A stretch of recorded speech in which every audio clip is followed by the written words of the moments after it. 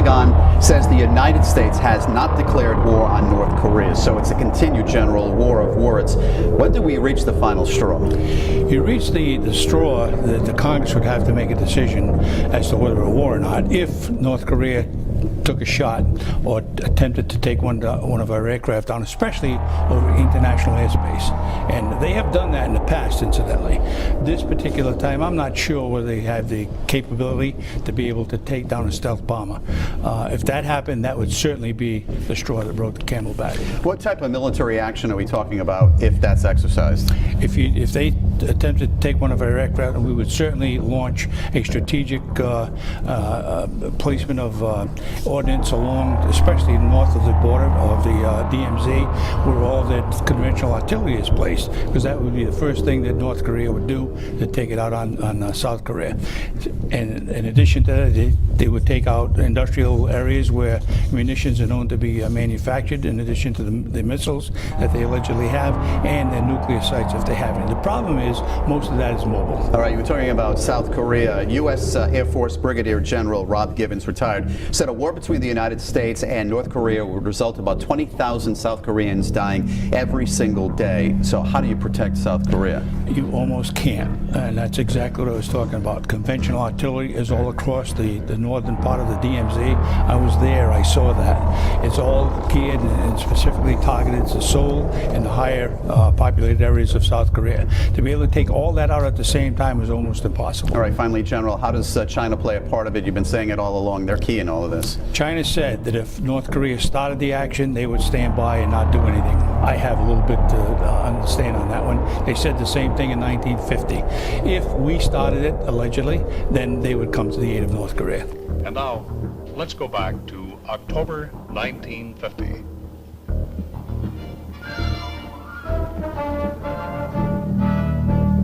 On 20 October, United Nations troops have seemingly sent the bulk of the communist forces fleeing in defeat toward the Manchurian border, 100 miles to the north.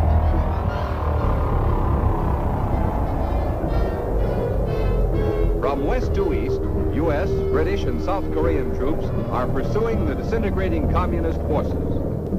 By 27 October, South Korean troops have reached the Manchurian border on the Yellow River near Chosan, and other UN forces have advanced against virtually no opposition.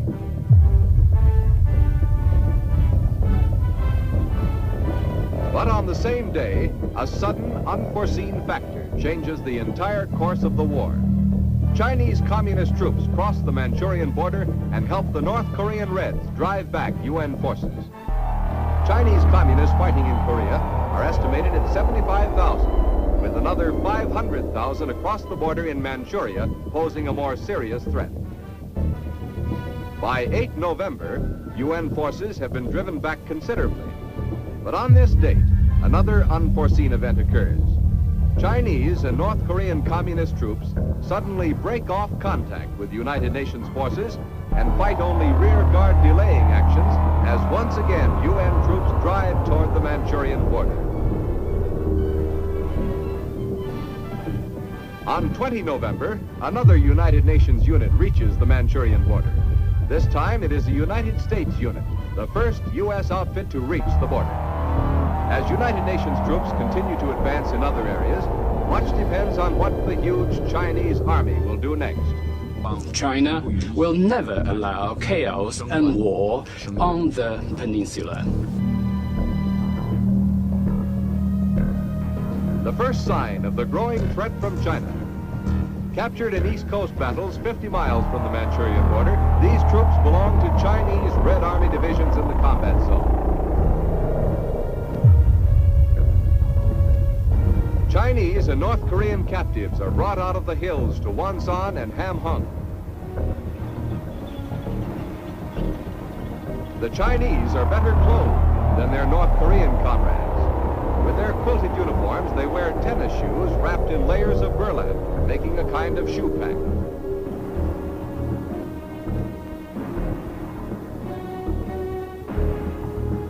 In contrast with the Chinese, the North Koreans are in rags at this stage of the war.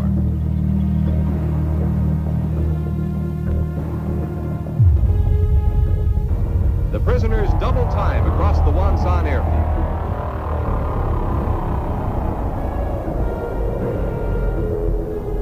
They are being marched to landing craft, which will take them to Busan. Since the beginning of the war, the North Koreans have suffered 460,000 casualties, including the dead, wounded, and captured. 130,000 red prisoners have been taken at this time. 2 women are in this group. I believe I've mentioned that President Trump, well, it's his first presidential term and he's gaining momentum. He's building up his experience in this field. And we had a dialogue on this issue. He listens to what I'm saying. He listens to my arguments. Well, I know that everything that's happening in North Korea is quite irritating for them. We understand that. But any actions aimed at undermining the NSC resolution compliance, we are condemning that. And on North Korea, very quickly. The foreign minister said you have declared effectively war on North Korea, and the North Korean government has threatened to shoot down or aim at American planes flying in international airspace. I'd like your reaction. Okay, well, I'll answer the second one first. We are totally prepared for the second option, not a preferred option, but if we take that option, it will be devastating, I can tell you that, devastating for North Korea. That's called the military option. If we have to take it, we will.